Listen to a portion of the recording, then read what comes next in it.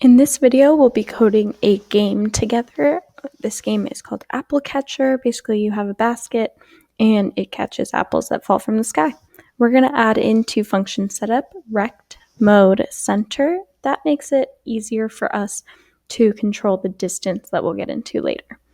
Then we're going to start by making a variable for our basket. Our basket's x-coordinate is going to be equal to 400, and we want to make a variable for score that's equal to 0 because that's what our score will start at the beginning. I'm going to choose a color for our background. You can choose whatever color you'd like.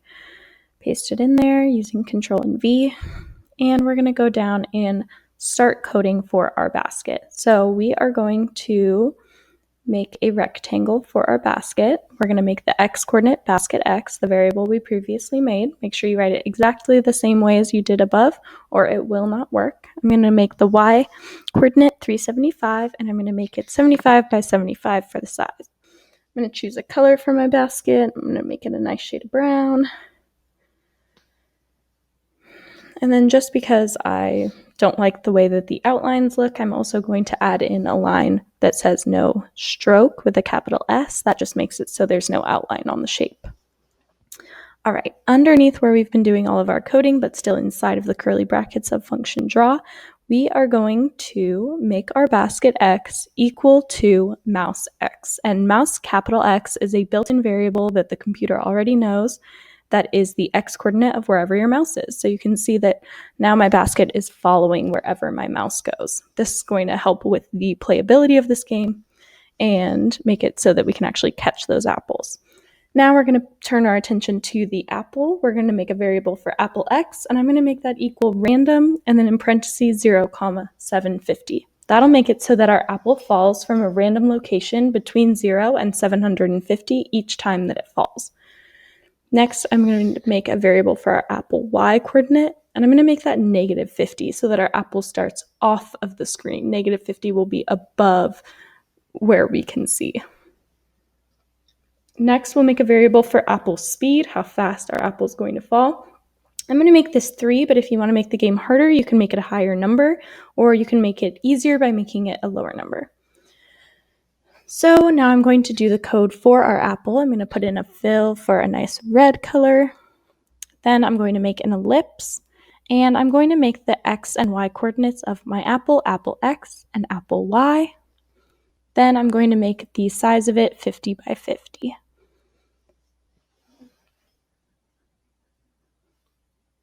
And you can see that we can't see our apple right now, and that's because apple y equals -50. If I change it to 50, you can see, all right, I did do the correct code, and my apple does exist somewhere. The next thing that we're going to do is make it so that our apple actually falls on the screen. We're going to write apple y equals apple y plus apple speed.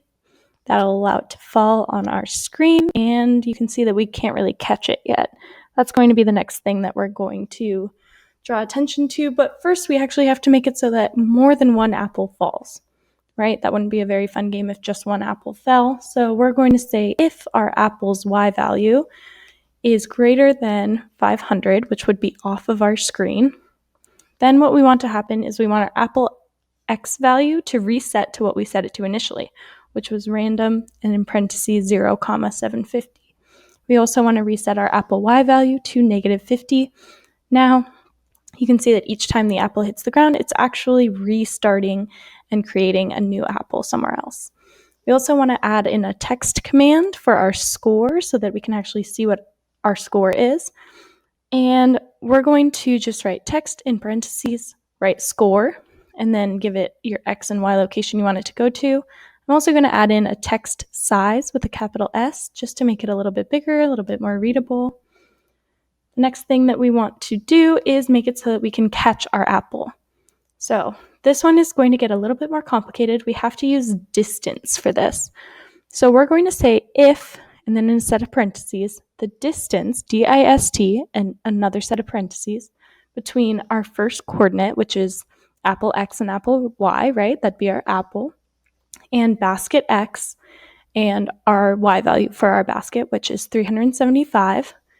So if the distance between those 2 points is less than 50, then what we want to happen is we want our apple's X and Y coordinates to reset, right? So we still want the apple to create a new apple and fall again so that we can continue playing the game. But we also want our score to go up by 1. So we're going to add in those 3 lines. We're going to reset our apple X, we're going to reset our apple Y, and then we're going to make it so that our score goes up by 1. Score equals score plus 1. And when we put this in, it makes an actual playable game. This game is really fun to use as a template to create a more complicated game. Like I said, you can change the apple's speed.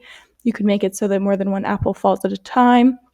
You could change it so it's not really apples falling into baskets at all. Maybe you're catching an enemy, something like that. There's a lot of different ways that you can change this game to make it unique,